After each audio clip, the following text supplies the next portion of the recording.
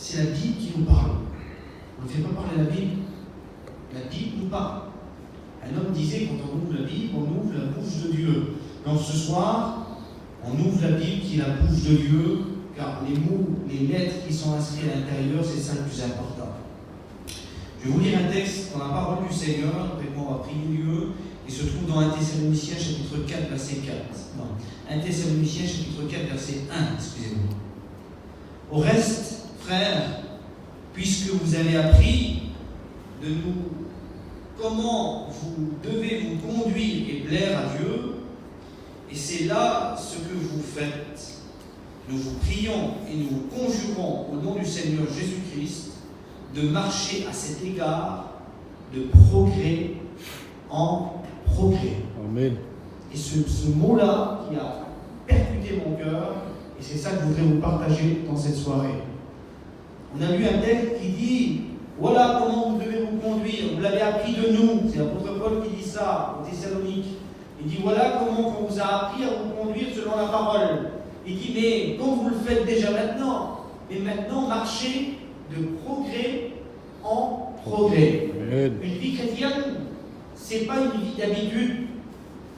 Une vie chrétienne, quand on se donne au Seigneur, la première fois quand on se donne à Dieu et quand le Seigneur vient habiter dans notre cœur, ça va un moment, on est chrétien, on vient de débuter, on voit des choses, on écoute, on est rempli du Saint-Esprit, on demande pardon à Dieu, et puis on marche de progrès en progrès.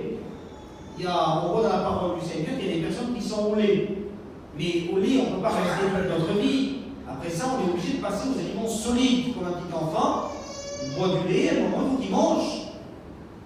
Et puis la parole du Seigneur, c'est pareil. Une vie chrétienne se doit faire marcher de progrès en progrès. On ne peut pas rester stagné. Parce qu'un enfant, s'il reste petit, il y a une anomalie. Je crois que tout le monde est d'accord là-dessus. Quand un enfant il reste petit, il y a un problème. On va aller au médecin. Comment ça se fait qu'il reste petit? Il faut qu'il grandisse. Quand il mange, il grandit. Et c'est ce mot-là que je voudrais vous partager ensemble ce soir. C'est dans la simplicité. C'est vraiment dans la simplicité. Mais la parole, quand Moucho disait ça, il dit ne dites pas je vais apporter une petite parole, j'ai peur, tout ça. Non. J'ai une grande parole, j'ai un grand message. Amen. C'est ce qu'il m'a dit. Il dit dites pas que vous êtes petits, nous on est petits, mais la parole est grande. Alors ce qu'on nous apporte ce soir, c'est un grand message. Amen. C'est la Bible. Amen.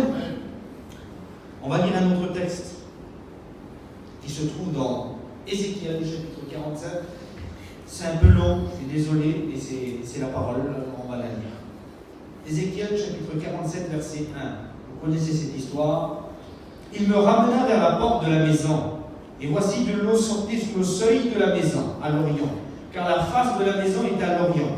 L'eau descendait sur le côté droit de la maison, au midi de l'autel. Il me conduisit par le chemin de la porte septentrionale, et me fit faire le tour par dehors jusqu'à l'extérieur de la porte orientale. Et voici, il y avait de l'eau qui coulait du côté droit.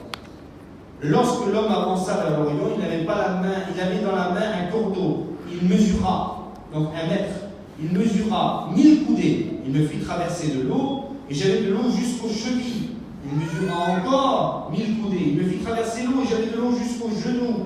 Il mesura encore 1000 coudées. Et j'avais de l'eau jusqu'aux reins. Il mesura encore 1000 coudées. C'était un torrent que je ne pouvais pas traverser, car l'eau était si profonde qu'il fallait y nager. C'était un torrent qu'on ne pouvait traverser. Amen. Amen. Amen. Là, on est en train de voir tout simplement qu'il y a un homme, il y a une vision, Ézéchiel. Et puis là, il est en train de voir qu'il y a un torrent. Et dans ce torrent, il y a quelqu'un qui mesure. Ils ont 1 mètre, on peut dire. C'est un cordeau, mais c'est 1 mètre. Il mesure 1000 coudées. C'est à environ 500 mètres. Il mesure 500 mètres. Et quand il mesure 500 mètres, il vient, et puis il a de l'eau jusqu'aux chevilles. Quand on parle de progrès, j'ai pensé tout de suite à cette histoire-là, qui est aussi le progrès de la vie chrétienne, qui est aussi le progrès de notre vie, chaque jour qu'on vit avec Dieu. Premièrement, il y a une première étape, vous savez, une échelle. Quand on prend une échelle, je travaille souvent avec une échelle, quand on monte sur les arbres, quand on monte sur une échelle, il y a des échelons. On ne peut pas être tout de suite sur la première branche en haut si on ne commence pas par le début. C'est peut-être simple ce que je dis, c'est peut-être enfantin ce soir, mais c'est une réalité. On ne peut pas monter sur un arbre si on ne commence pas par monter la première. On ne peut pas sauter des étapes. On ne peut pas en monter tout de suite 4-5. C'est impossible. Il faut monter au fur et à mesure. Il y en a qui prennent 2 par 2. Faire attention. On va tomber. Donc c'est échelon par échelon. Échelon par échelon. Et ce soir, ce que je voudrais vous apporter, avec quelques minutes qui m'est accordé, de voir échelon en échelon de notre vie chrétienne.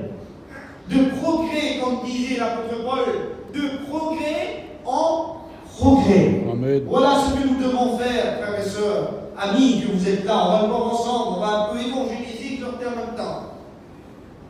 Première chose qu'on voit, ils arrivent aux chevilles.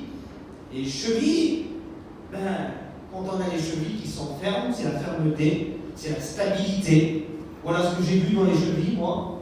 Je vais vous parler aussi de la marche, il n'y a pas de problème. Mais moi, j'ai vu ça quand on parle de cheville, quand on se fait une fracture de cheville, où ça fait mal, surtout les sportifs, les footballeurs. Je ne sais pas comment on appelle ça, mais quand ils se font mal, il y en a qui sont très sensibles aux chevilles. Les footballeurs, je le sais, je regarde un peu le foot, ils sont très très sensibles. Ils ont peur que quelqu'un vienne leur faire un tacle. Pourquoi? Parce que c'est important. S'ils sont touchés à la cheville, ils ne peuvent plus courir, ils ne peuvent plus marcher, ils sont bloqués. Même s'il y a une entorse, c'est fini, on ne bouge plus. C'est la stabilité qui nous fait tenir debout, les chevilles. Les chevilles sont là pour nous rester stables, fermes. Et c'est ce qu'on va voir. La stabilité, la fermeté dans nos décisions. Être ferme dans les décisions qu'on prend. Quand on marche dans l'eau et qu'on a de l'eau jusqu'aux chevilles, c'est la fermeté. Mais parfois on prend des décisions, vous comme moi. Des fois on ne les tient pas.